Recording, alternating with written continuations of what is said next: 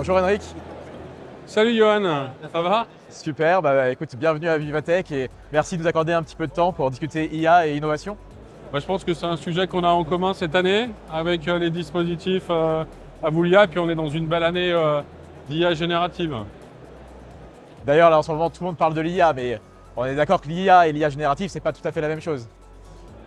En tout cas, c'est sûr que l'IA générative apporte quelque chose de plus dans sa démocratisation et dans la nécessité de la démocratiser. Il y a énormément d'usages maintenant d'IA générative. On est en train de voir un phénomène qui se passe, c'est que les utilisateurs, les individus s'en emparent à titre personnel et ont besoin de l'avoir dans la sphère professionnelle. On assiste à un phénomène un peu comme on l'a connu sur les devices, de bring your own AI. Je veux l'IA générative que j'ai à titre perso dans mon environnement de travail. Donc c'est en ça que c'est un peu aussi différent. Super intéressant, écoute, parlons-en sur notre stand du coup dans les prochaines minutes. Allons-y. Alors, en termes d'IA, on sait que chez Microsoft, c'est un très grand sujet. Quelles sont pour toi les grosses priorités d'IA pour Microsoft ? D'abord, ce n'est pas nouveau pour Microsoft le sujet de l'intelligence artificielle. On est une entreprise qui travaille depuis à peu près 35 ans sur les sujets d'IA. Maintenant, avec cette accélération de l'IA générative, tous les produits qui intègrent maintenant chez Microsoft de l'IA, donc les fameux copilotes, mais aussi tous les modèles qu'on a intégrés dans notre cloud, dans la plateforme Azure, avec OpenAI, mais avec Mistral et autres, on a une accélération de l'IA générative. Donc on a un enjeu chez Microsoft, c'est d'accélérer l'adoption de l'IA générative. Ça nécessite à la fois de former et puis de montrer les cas d'usage et d'accélérer les cas d'usage et donc l'innovation au sein des petites, des moyennes et des grandes entreprises. Et justement au niveau de ces entreprises, donc ça va autant de la petite PME à la très grande entreprise j'imagine. Est-ce que tu vois une adoption de l'IA aujourd'hui qui est très différente entre la petite entreprise et la grande entreprise ? Oui, alors déjà, il y a deux choses qu'il faut voir. Il faut voir les individus dans la sphère personnelle et les individus dans la sphère professionnelle. Déjà, il y a une dichotomie. C'est-à-dire que quand on voit les derniers chiffres qui sont sortis, on a plus de 70% des personnes qui disent « j'utilise l'IA générative au quotidien ». Et si on prend les chiffres français, à 56%, ils le font et ils ont envie de l'avoir dans leur travail. Et donc, on a ce phénomène qui est en train d'arriver de « bring your own AI ». J'ai l'IA chez moi et je la veux dans mon quotidien et au travail. Maintenant, de l'autre côté, chez les grandes entreprises, ils ont tout de suite saisi le virage. Ça fait partie de la transformation digitale. Ils sont en train de le mettre en place. Il y a même un phénomène un petit peu de FOMO, le Fear of Missing Out. Il ne faut pas que je loupe la vague de l'IA. Alors que si on regarde les plus petites entreprises, les chiffres ne sont pas les mêmes. Si on prend ce qu'a sorti BPI Lab, donc une étude sur 40 000 TPE, PME, 3% seulement des dirigeants des toutes petites entreprises ou des PME françaises utilisent l'IA générative. Et même s'ils y voient un grand intérêt, à 71% ils disent je ne suis pas formé et à 72% je n'ai pas identifié les cas d'usage. Donc on a cette dichotomie, cette différence avec aussi un autre phénomène au titre individuel et même dans les organisations là c'est pas le FOMO, c'est le FOBO. Le fear of being obsolete. J'ai peur que l'IA éventuellement puisse me remplacer.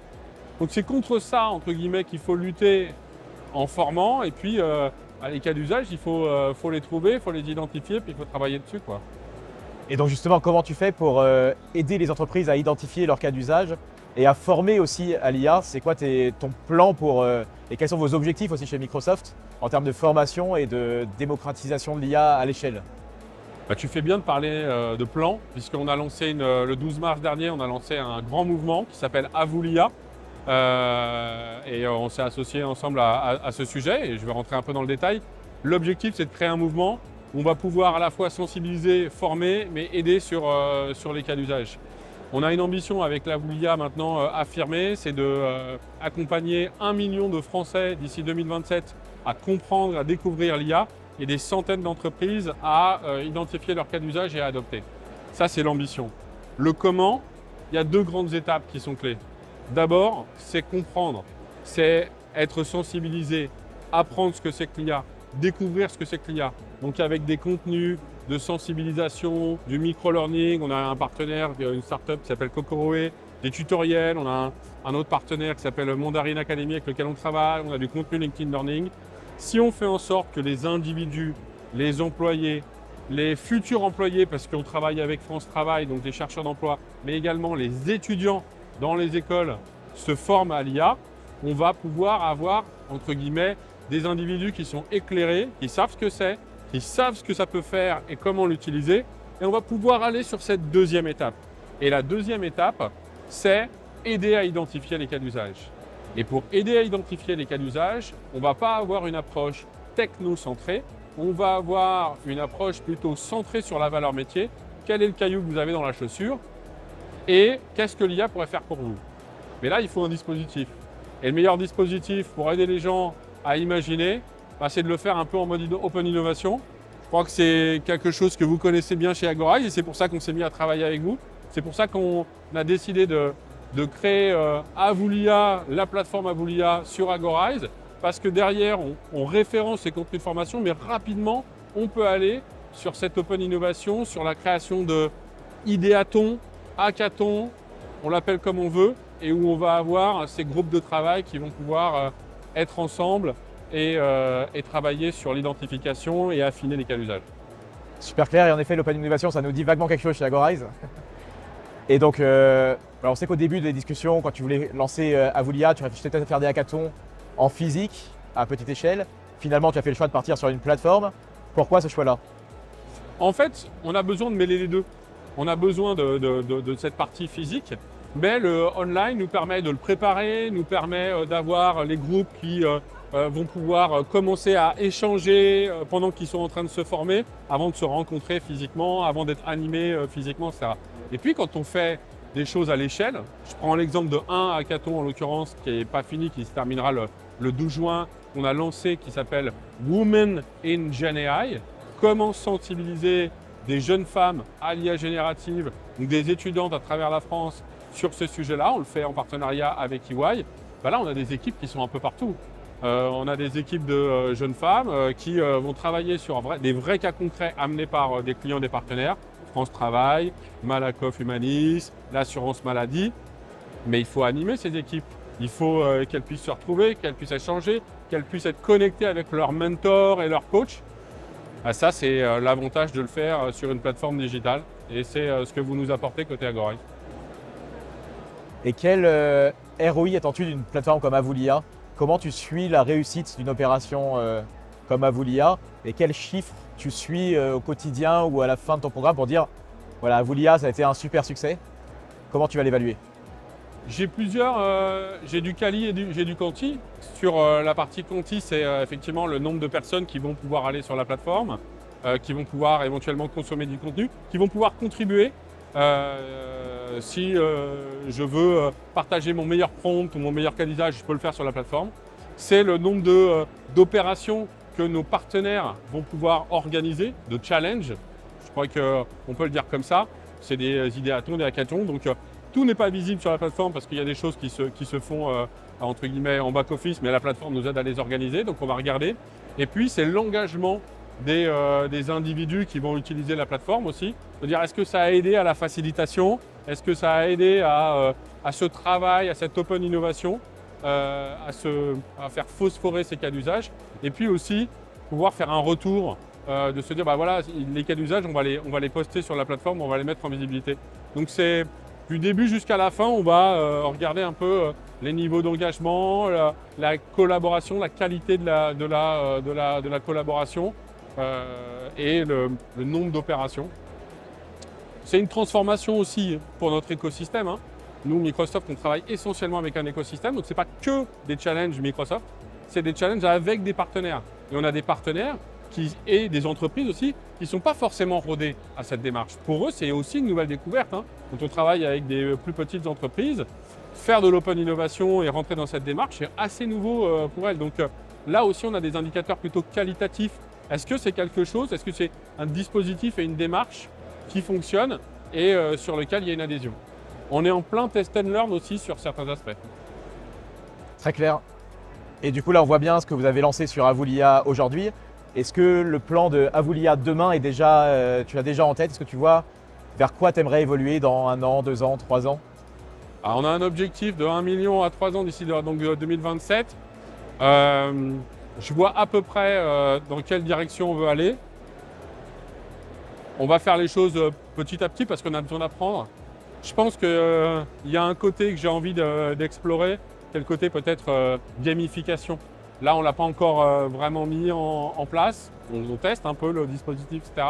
Donc, il y a cette dimension gamification pour créer une spirale vertueuse. Et puis, ce côté aussi engagement et communautaire et partage, ce côté collaboratif ou crowdsourcing de cas d'usage ou de bonnes pratiques.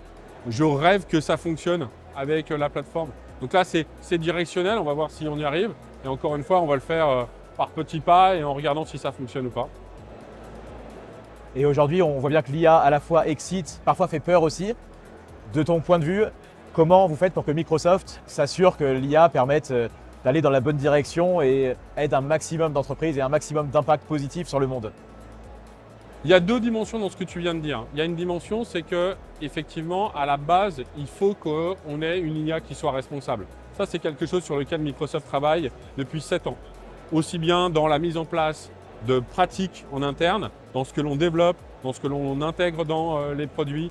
C'est-à-dire que si vous utilisez un copilote aujourd'hui, vous allez normalement pas pouvoir faire certaines choses qu'avec un outil grand public. Il va être bridé pour pas que vous puissiez poser des questions ou lui demander de faire avoir des échanges sur des choses biaisées. Donc ça, c'est nos process en interne, des process, des outils, etc. Il y a l'accompagnement client que l'on fait autour de l'IA responsable. Mais après, il y a nécessairement, et là je vais y revenir, faire en sorte que les individus soient sensibilisés, soient acculturés, soient formés sur ce sujet-là. Il faut comprendre l'IA dans son intégralité. Il ne faut pas être des technocentrés ou des bénis oui-oui, oh, c'est super, tout est rose, et à l'inverse, où tout est négatif. Donc il faut être des utilisateurs éclairés, donc ça passe par la formation, pour après se dire, quand j'ai identifié des cas d'usage et quand je veux le mettre en œuvre, je peux le faire de manière consciente et de manière effectivement responsable, et j'ai des outils, des bonnes pratiques. Et puis, si on veut une IA responsable, il faut aussi se dire on a une IA for good et mettre en place des opérations, comme on a déjà pu le faire, d'IA au service de start-up à impact, comme on l'a fait à ChangeNow avec Agorize, auprès aussi d'associations, parce que l'IA, c'est aussi une opportunité d'augmenter leur impact. C'est aussi une manière de faire en sorte que l'IA contribue positivement à des sujets sociétaux. Henrik, merci beaucoup. Peut-être une dernière question. Et du coup, donc on a bien compris l'impact de l'IA sur le futur et tous les impacts qu'elle va avoir positifs, impact à contrôler également. Pour toi, la place de Microsoft dans tout ça, dans le monde de demain et dans l'IA, quelle va être sa place? On essaye d'avoir la place qui est liée à notre mission. La mission de Microsoft, c'est permettre à chaque individu et à chaque organisation de réaliser ses ambitions. On empower, c'est difficile de le dire en français. Donc notre place à nous, c'est de donner le meilleur de la technologie, de l'innovation, mais une innovation qui a du sens, une innovation qui est responsable et donner les clés de lecture pour que ce soit une opportunité pour transformer ces organisations, ces process, la manière dont on travaille, la manière dont on collabore et peut-être même la manière dont on va avoir un emploi, parce que l'IA aussi, c'est un vecteur d'emploi. Super, beau programme. Merci beaucoup Henrik, merci pour ton temps. Merci. Et merci pour ces sujets passionnants. Merci.